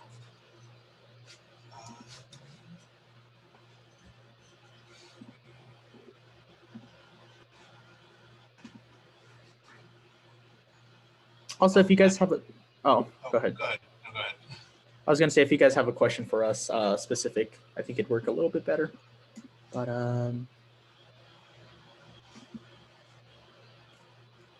Yeah, if you guys have a specific example that you guys want us to do, that'd be helpful. Okay, I found one. I bet. Go ahead and share my screen. Okay. Is everyone able to see it? By the way? Yes. Awesome. Yes. Okay. So here we are at suppose we have a 50 gram block of silver, and we have our specific heat of silver, and then at 100 temperatures, and it's placed in contact with a 50 block of iron with a specific heat of that, and then at 0 degrees Celsius. The two blocks are isolated, that's misspelled, but isolated from the rest of the universe, basically. So it's just those two blocks and the heat. And then we're asked to determine what the final temperature of the two blocks are. So first off, what equation am I going to be using primarily for this one? Q equals MSAT. Yeah, well, Q equals MSAT will be one I have to definitely use for this one. But which other one? Is it the Q? Q equals negative Q. Yeah, so QA equals to negative QB. When do we use this equation? The what? When do we use that equation? The MSAT? No. When do we use it? You would use it when one object is losing heat and the other one's gaining it, right? Yeah, exactly. We're using it whenever we have a system where heat is being exchanged between two objects. So heat exchange is when we would use it. So whenever I have a heat exchange type problem, whenever heat is going anywhere, I like to separate my variables. So my two variables here, I have silver, and then I have iron. So what are my givens for silver? Giving the mass. My mass of silver. Specific heat. So 50 grams, and then my specific heat, which is 0.235. Oh, and what else am I given? The initial temperature. And what is my initial temperature? 100 degrees. 100. Yeah, 100 degrees Celsius. Okay, what about the iron? What am I given about the iron? The mass again is 50. 50 grams. And the initial temperature at 0. Okay, yeah, and my specific heat, and then my initial temperature. Okay, and then 0.4494. And what am I looking for here? The final temperature.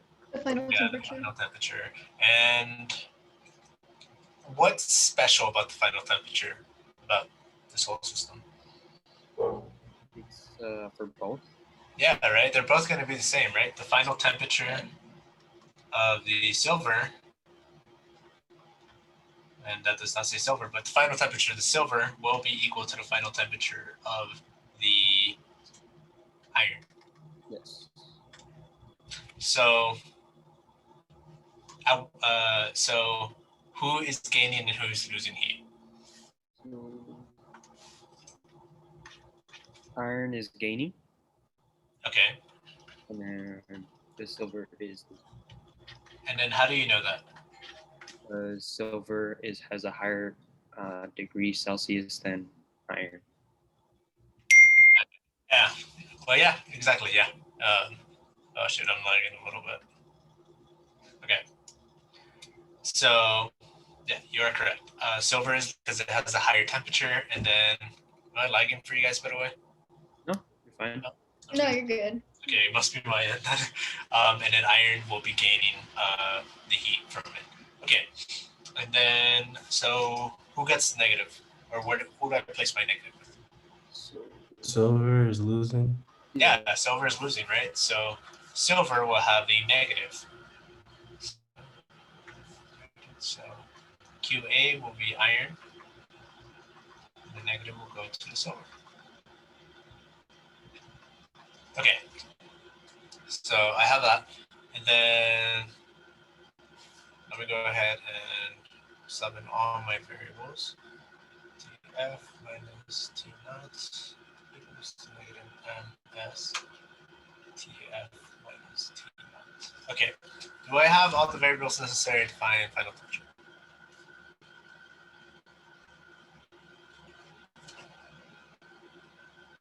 Yes. Yes. Yeah, I do. I have all my masses, I have my specific heats, and then I have my initial temperatures. All that's left is TF, which is my final. All right, so let's go ahead and start plugging numbers. So here we have 50 grams, and then this is iron. So this is 0.4494 joules per degree Celsius. Then TF minus 0 degrees Celsius equals to negative 50 0.235 joules per degree Celsius, and TF minus 50 Celsius. Okay. So, first of all, how do you guys think I should tackle this problem?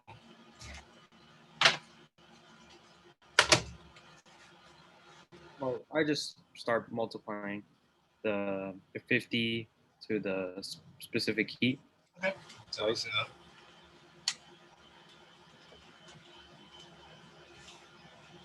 So what do you get when you multiply the 50 times the specific heat of iron?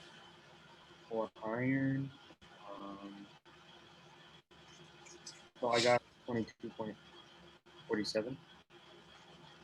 And then can I get someone to second it? Yeah, I got the same thing. Yep. Awesome. Right, so TF minus 0 Celsius. And then what about the silver portion? Got negative 11.75. Okay, and then can I get someone to second that? Yeah, I got the same thing. All right, negative 11.75. And then we have TF minus 100 degrees Celsius. Okay, what's the next step? And we distribute. Yeah, we distribute, much like we would in high school. So use this. So yeah, we distribute. Okay, so we have 22.47 TF, and then when you multiply again times 0. 0. 0. Yeah, so that's all we have on that side. And then on the other side, what happens? It's 1,000. 1,700 or 1,175. And does it turn positive? Yes. Yes, it does. So positive 1,075. Okay, and then solve for TF. So what do you guys get when you solve for TF? Tina, you fat lard, come get some dinner. That's my brother's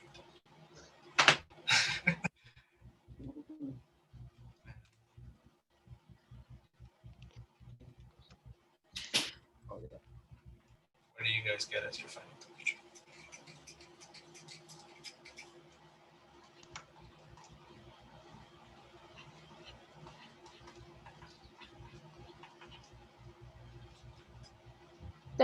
I got 34, 34.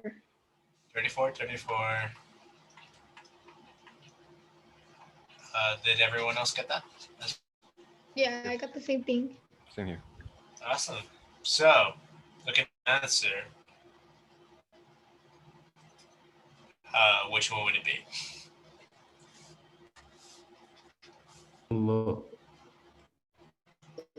Lower than 50. Yes, it'll be lower than 16. Why is it not E?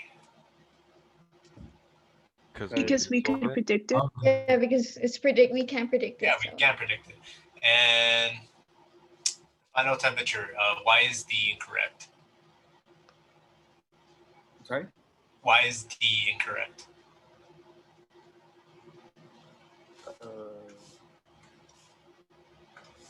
Why is it it's unrelated to the composition of the blocks? Yeah. So the final temperature of the two blocks is unrelated to the composition. So basically we're saying, or what that answer is saying, that these blocks cannot exchange heat. Yeah, okay. Yeah. So that's not possible. We know it does because it is in a heat exchange. So yeah, B would be our only answer. Awesome. All right. Any questions? So basically we just use the Q equals negative Q equation. Yeah, because one good way to identify we have to use that equation is if we have two substances.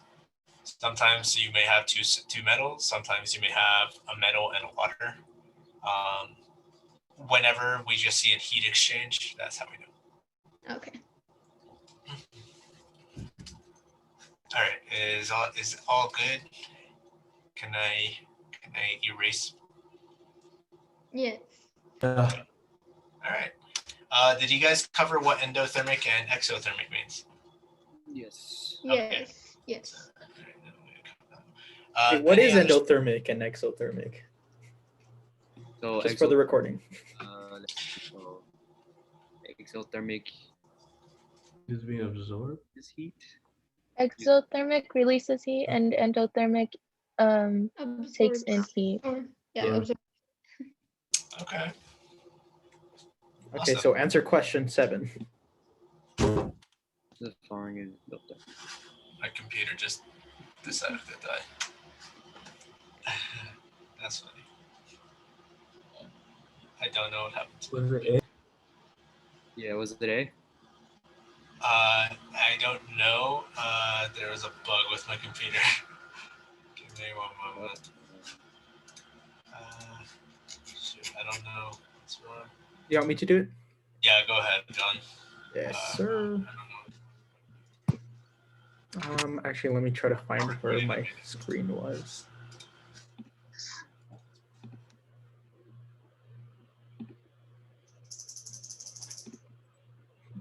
I think your computer infected mine because I can't find anything. My computer either. JK, I found it. Question 7, no? Yeah.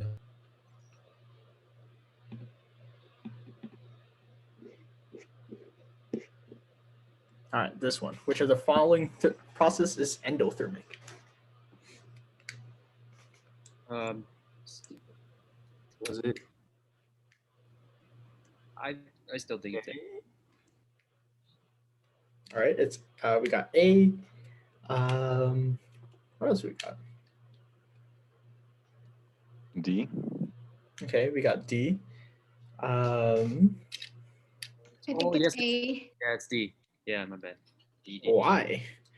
Because it went from a solid to a liquid, right? Yeah. And you have to heat it for it to be correct. Yeah. So remember that endothermic, again, we think about it as losing heat, gaining heat, but remember, it's all just energy, right? So I think about module 1 way back in the day where we had you draw out like the molecule, right? And talk about the energies, right? We know that solids have less energy than liquids, right? And if you're endothermic, that means you're gaining energy, right? And then again, that's how that phase changes how you could tell. Yeah. I would also comfortably say it's a D. And so on. I'm not sure if Diego's here or if he had to just leave, but in any case, yeah.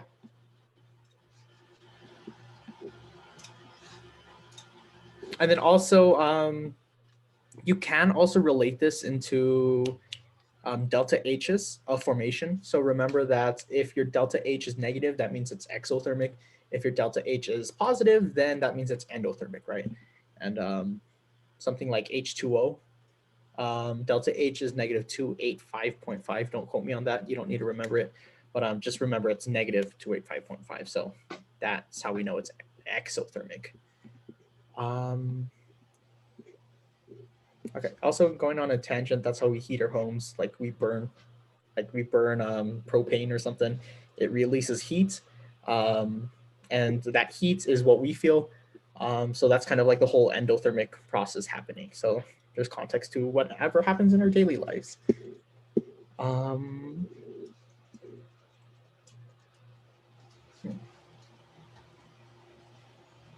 right. Do you guys have any other specific questions? Other questions we can hit on? We got 18 minutes, we'll say. So after this, you guys are on your own. So speak now or forever hold your peace type of deal. Can you maybe do one more indirect? Yes, sir. Do you want me to do it or do you want Brooke to do it? That's a big question. Actually, I can try doing it. Oh, like, he's it back. seems to be All right. killing itself, so explain what I can. I should try to find an indirect method. I don't.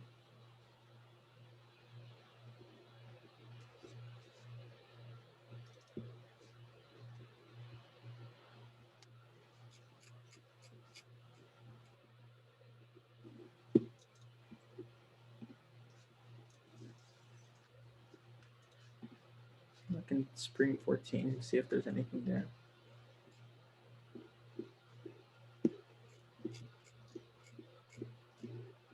Yeah, I don't have a good example. Direct method, but not indirect. You guys want to try direct method? I know we haven't done a direct method. Actually, we have one here. We have one here on the screen. Oh, yeah, it's slow. You want, okay, annotate. Okay, so at 25 degrees Celsius, we have the following heats of reaction, and this is our equations. And then at the same temperature, use Hess's law to calculate the delta H reaction of the following target reaction. So call this our target equation.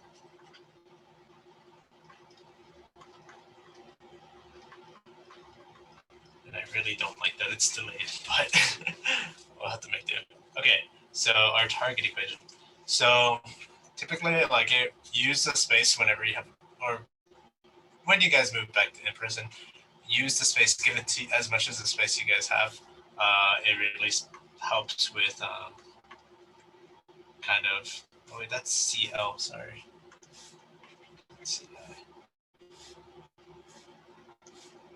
CLF gas plus F2 gas yields COF3 gas. Okay, so that is our this is what we call our target equation. So what do we have to do in indirect method? What's the goal? Match your final, or the one you're looking for, right? Yeah, I match the target equation. Yeah, we basically have to kind of fiddle around with the given equations to match our target equation. So the given equations we have is 2ClF plus O2 yields Cl2O plus F2O. And then it is very important that you put the states, because the states of matter do really affect it sometimes. Okay, so that's our first equation. And then we have 2ClF3 gas plus 2O2 yields Cl2O plus F2O.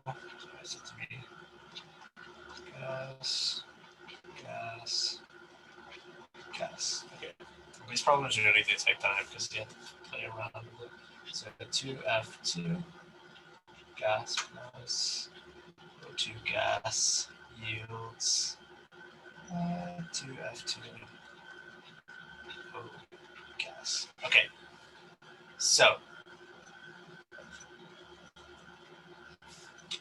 what should be my next step? What do you guys think should be my next step? Start figuring out top to bottom. Yeah, we can figure it out top to bottom. So in our first equation, what are the important molecules that we need in our target equation in the correct side too? ClF. CLF. ClF. CLF 3. Okay, so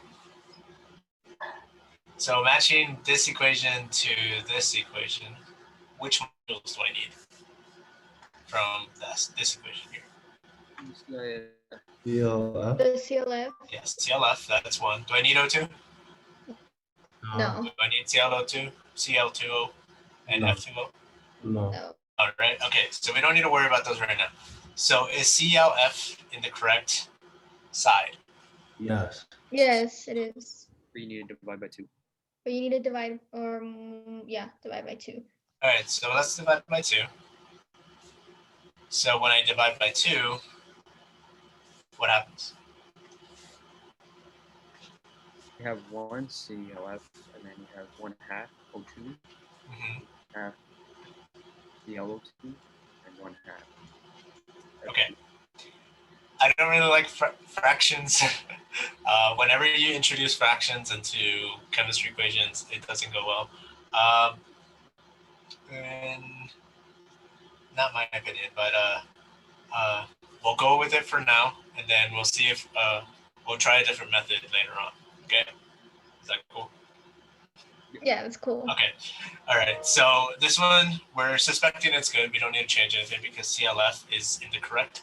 Now in this second equation, what is the molecule that I need from this equation? ClF. CLF. Yeah, ClF3, right? Do I need O2, Cl2, No. F2? No. No, right? Now, next question. Is it on the correct side that I need it? Yes, No. it's still. No, it's not. You need to flip it. Oh no, it's Flip not it. mine. Yeah, you are correct. I do need to flip it. So, flipping this equation. So now I have Cl2O plus 3F2O yields to 2ClF3 plus 2O2. Okay. Is there anything that I need to do to any additional things we need to do? Divided by 2. Divided Okay. by 2. Yeah, divide by 2. So, okay, so we need to divide by 2 as well. So that means 1/2. That means 3/2. That means we get rid of the 2 in front. And then we get rid of the 2 in front of the O2. Okay, is that the correct equation?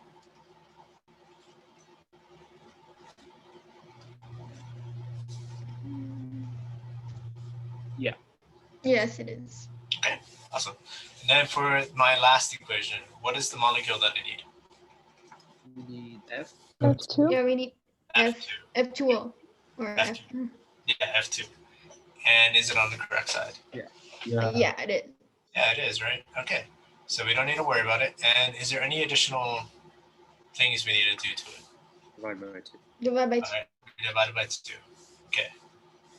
So when I divide by 2, we get rid. we get rid of that, and then we get rid of that, and then we divide this one by 2. Is that it? Yes. Yes. Okay. Now comes the fun part. Now we need to add them all up together. So, in my opinion, write down the reactants first, and then write down the products. So, first off, from the first equation, we have ClF plus 1/2 O2 plus, someone else continue. What else am I writing down?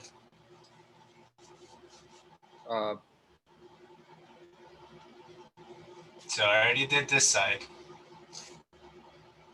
Oh. I already finished counting these. What do I need to count for next? I actually don't see the bottom part. Oh. You guys aren't able to see the bottom one? No. Jonathan, or, oh shoot. I don't know if, yeah, I don't think moving the page will fix it. Then, let me see. Let me You just rewrite it up here in the top, no? Yeah, I Start- can write it at the top. All right, so we have ClF plus 1/2 O2 plus, what else do I have to add? Are you guys able to see now? 1/2 Cl2O. Yes, 1/2 Cl2O plus, what else do we have? 3/2 F2O. Okay. Plus Plus F2 Oh yeah. Plus 1/2. plus Plus 1/2, yeah. plus 1/2. Okay, and then let's go ahead and do that. And now let's do the other side. So we have 1/2 Cl2O plus 1/2 F2O. I'll go ahead and write it in for the sake of time. So we have ClF3 plus O2 plus F2O. Awesome. Okay. Is there any that we can add together? So in the reactant side, is there anything I can add together? Yes. What can I add? CO2. 1/2 O2. Yeah, I Yeah, can add my that's true. O2s. So instead of having O2, 1/2s, I have 1 whole. What else?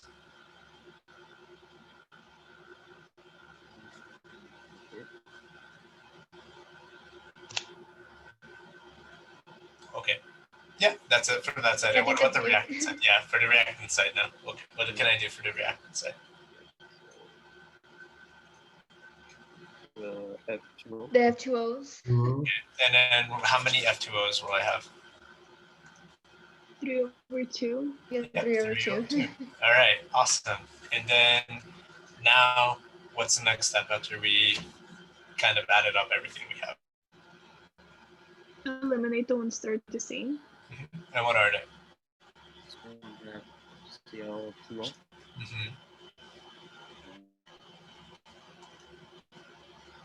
3O2. Oh, 3/2O. And then let's see. Oh, The O2. Yeah. And then what am I left with? ClF plus F2. And then FL. Or ClF2. F3. Yes. And does that match our target equation? Yes, it does. Okay. Awesome. So now we simplified our equations, and then now what's left? Now we have to do the total being Yeah, we have to do to the enthalpy. So the first one we divided by 2. This one we flipped it, and then also divided by 2. And the last one we divided by 2. So I'll let you guys go ahead and do it. 2, 7, 4, 2.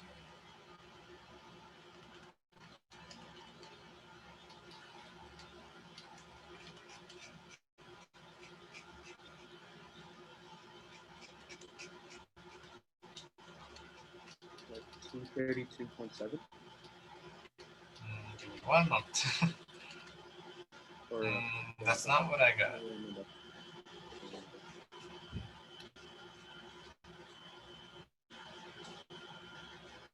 remember that we I flipped thought that. negative 108.7. Negative 108.7. Me Yeah, I too. got the same thing. Joules. Is that what everyone else got to? Yeah. Awesome. Yes, that is correct. Okay. Now, is there a much simpler method to go through this problem without having to use fractions? What do you guys think? Yes or no? Based on my question, I'm assuming there is. Yes, Yes, there is. there should be an easier way, yes. And you guys are correct. There is an easier way to do it. There is it okay if I erase this? Yes. Okay, awesome. Oh shoot! I just realized. Wait, let me undo that.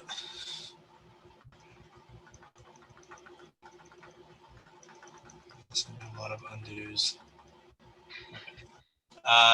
So no, the reason why is because I'm just gonna delete the coefficients.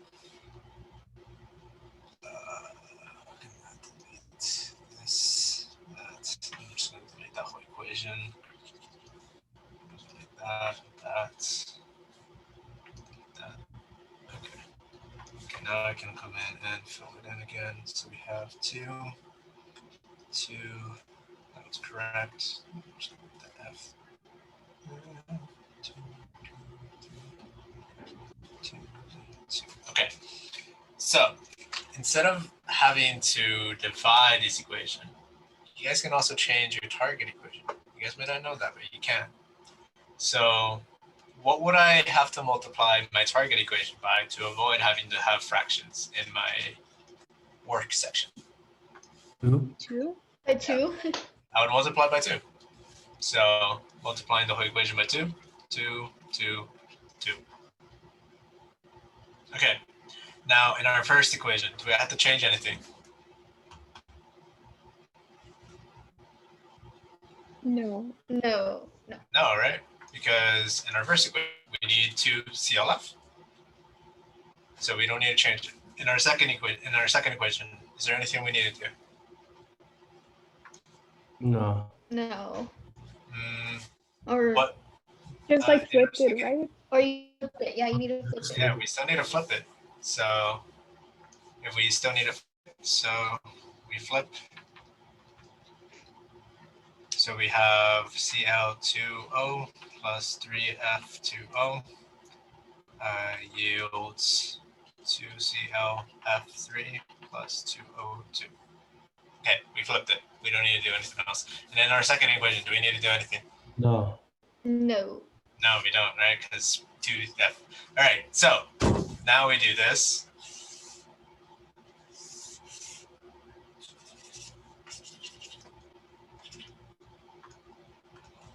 Okay, so looking at our reagents, we have 2ClF plus O2 plus 2ClF3 plus, oh wait, shoot, that's wrong, sorry. Cl2O plus 3F2O plus 2F2, sorry. Plus O2. And then this all yields to Cl2O plus F2O plus 2ClF3 plus 2O2 plus F2O.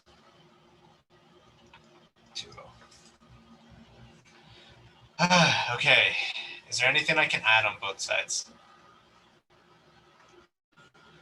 Or sorry, is there anything I can add together on the reagents or on the products?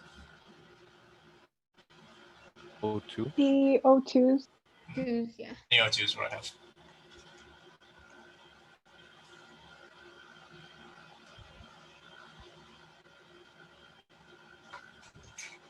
How many O2s?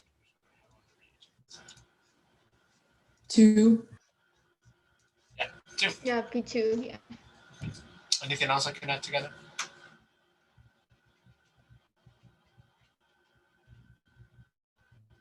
No, right? No, no. No. And then what about on the other side? Can we add anything together? I have 2. How many F2O would I have? 3 Fs. Yep, 3 F2O. Okay, now comes the fun part. Can we cancel anything? What can we cancel out? Cl. Cl, yeah. Mhm.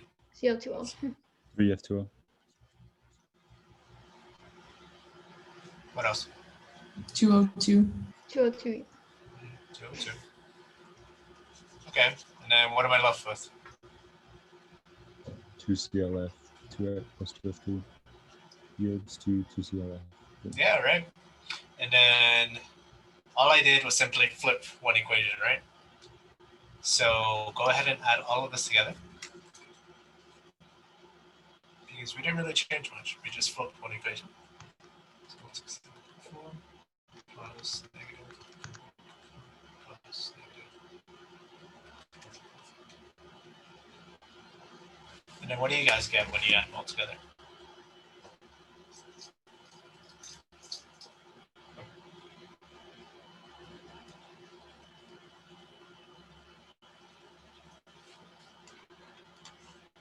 Negative, yes, negative 217.8. All right, I'm done. That's A.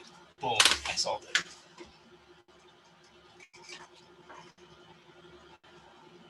Yes, sir. Yes, sir. That's right.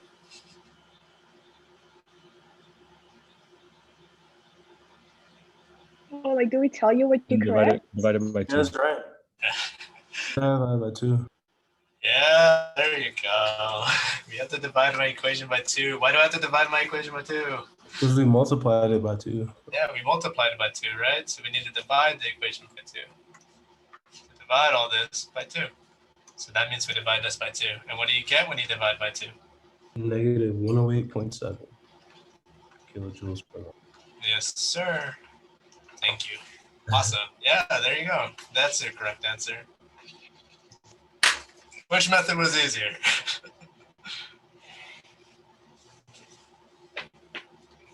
And I swear someone says the fraction.